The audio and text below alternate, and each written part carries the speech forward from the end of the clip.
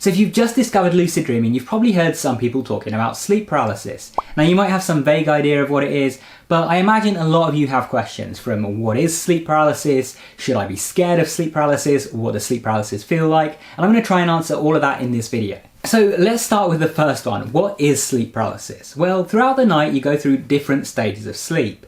And you might have heard of one stage of sleep in particular when lucid dreaming is being discussed, and that is REM, or rapid eye movement sleep. Now, that name in itself is a clue to what sleep paralysis is. So, rapid eye movement sleep is a stage of sleep where your eyes appear to be moving around erratically.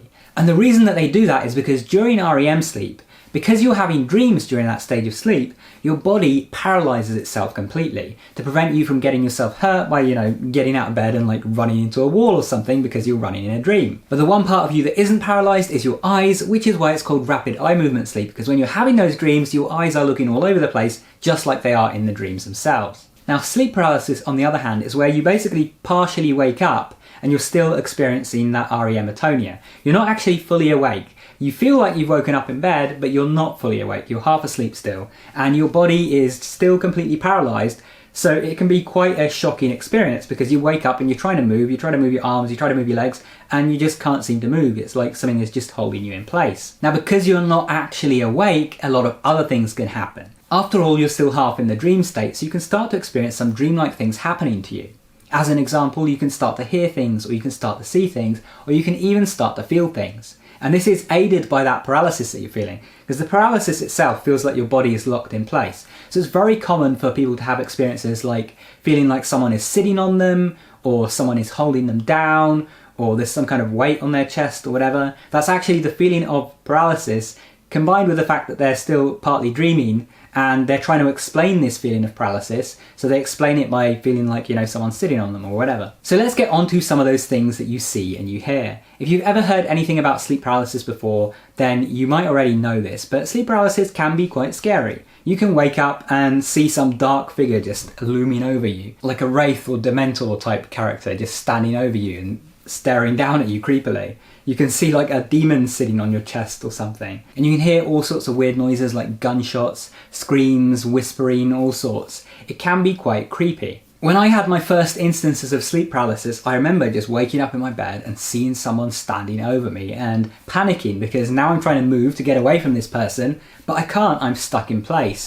And so I really thought this was genuinely happening. I thought, someone was coming to get me, or there was some kind of genuine real monster there that had frozen me in place somehow. In that moment, your kind of rational logic kind of goes out the window a bit, especially if you've never experienced this before. So you do start to feel afraid, and when you try to move and try to escape and you can't, then it starts to get even worse and you start to get even more afraid. Now, while it seems like your struggling is not doing anything, it actually is starting the process of waking you up. And so a few moments later, you'll wake up and be in bed. And if you've never heard of sleep paralysis before and you just had this experience, then you're probably going to be sitting up in bed afraid to go back to sleep after experiencing that, or questioning if some kind of alien came into your room or some kind of demon or something. Maybe you might even think that there was a real person that came into your room and was creeping on you. I genuinely believe there are probably people who've filed police reports and stuff over this because they thought it was a real intruder in their room. But this is where my answer to that other question comes in. Should you be scared of sleep paralysis? Well, it can be a scary and unsettling experience,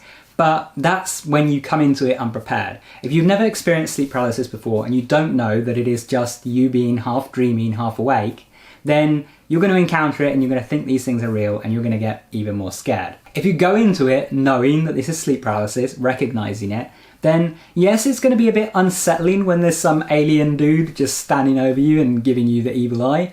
But you know that it's not real. It's like being in a dream or a nightmare. You know that it's not real. You are lucid and aware of that fact. And so you don't need to panic. You can just wiggle your fingers and toes a little bit and that will start the process of you waking up, and then you can wait patiently. Just like anything in life, the more that you experience it, the less scary it actually gets. Which leads me to another description, because what I've just described to you is how sleep paralysis is when you first encounter it, or when you're unaware of what it is. But I'm someone that's encountered it hundreds and hundreds of times now, so I can tell you a little bit about how it feels for me right now. So for me now, it feels just quite odd. I can tell that I'm paralyzed, my body feels strange, sometimes I do feel pressure on my chest, sometimes I feel like some kind of entity is touching me or whatever, but it doesn't freak me out in the way that it used to. I don't tend to actually see things anymore. Sometimes I'll feel something touching me or brushing against me.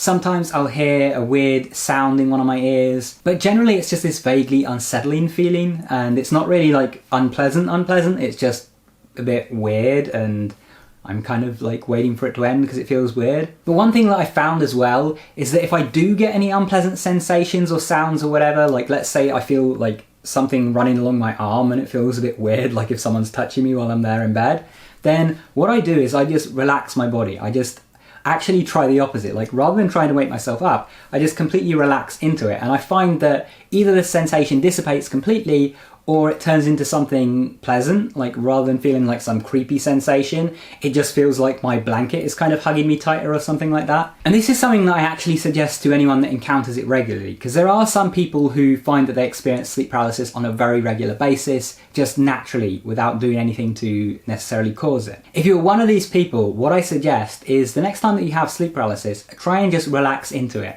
and try and just explore the sensation. Instead of trying to move around to wake yourself up and starting that process, actually try and remain as still as possible, as relaxed as possible, and remain there for a while. Because spending time in that state, relaxed and not fighting it and not getting so afraid, is what's going to make you get used to it. And then next time that you encounter it, it's not going to hold so much fear over you. Now personally, I don't suggest avoiding sleep paralysis. I think everyone's probably going to experience it at least once in their life, so it's better to be familiar with it and not afraid of it and prepared for it. But if you really want to avoid it and you're getting into lucid dreaming, then you can just look to techniques that aren't likely to encourage it. You know, reality checks aren't likely to encourage you to get sleep paralysis. But if you are looking to lucid dream and you're worried about getting sleep paralysis, I would just say don't really worry unless you're looking to perform wild. And even with wild, you do not need to enter sleep paralysis to perform wild. In fact, generally, for me personally, I only manage to enter sleep paralysis when performing wild if wild is taking me way too long. Because if wild is working normally for me, then I get in a dream very, very quickly. You know, sometimes in just like a minute or less. Whereas entering sleep paralysis can take anywhere from like 5 to 15 minutes or maybe even sometimes longer. So if it's taking me that long, then usually something has gone wrong with me performing wild. So I'm not going to end up getting sleep paralysis accidentally. Now, of course, some people might be more prone to it than others, but if you've done a particular technique and you feel like it did induce sleep paralysis for you, then perhaps just avoid that technique for a while if you're really worried about it. Overall, though, sleep paralysis is not something that you should fear. It is scary as hell if you're unprepared for it, if you don't know what to expect, and if you've never heard of it and think that you're really having some kind of demonic possession or an intruder in your house or an alien abduction or whatever. But if you know what it is and you know that you're just still partly dreaming, then you know not to be afraid.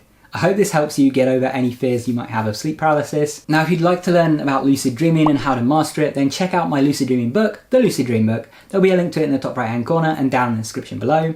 Anyway, thanks for watching. Make sure you subscribe and enable all notifications so you can stay up to date with my new videos. And if you want to keep watching, check out one of those videos on screen. Go watch that and I'll see you there soon. Take care.